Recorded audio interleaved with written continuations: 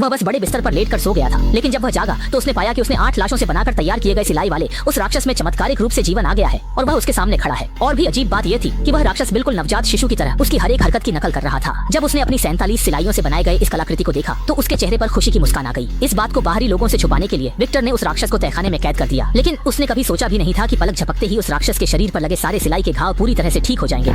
लेकिन दुखद बात यह थी कि समय के साथ विक्टर ने पाया कि राक्षस विक्टर ये 3 शब्द छोड़कर और कुछ भी नहीं सीख पा रहा था। जब उसने मेज पर रखे उस्तरे को उठाया तो खुद को इतनी बुरी तरह काट लिया कि खून बहने लगा। यह देखकर विक्टर बहुत दुखी हुआ। उसे यकीन नहीं हो रहा था कि उसने वर्षों की मेहनत से एक ऐसा अधूरा प्राणी बना डाला जिसकी बुद्धि काम ही नहीं कर रही थी। लेकिन अगले ही पल राक्षस के हाथ का घाव आंखों के सामने ही तेजी से भरने लगा। तभी विक्टर को एहसास हुआ कि इस राक्षस के भीतर कोई भयानक शक्ति छुपी है। समस्या की गंभीरता को समझते हुए उसने जल्दी से राक्षस को फिर से तहखाने में बंद कर दिया। लेकिन जैसे ही वह वहाँ से निकला, एलिजाबेथ ने तहखाने से अजीबोगरीब आवाजें आती सुनी। यह जानने के लिए कि मामला क्या है, वह धीरे धीरे तहखाने में गया और वहाँ की स्थिति देखने लगा। जल्दी ही उसने उस राक्षस को देख लिया जो लोहे की जंजीरों से बंधा था।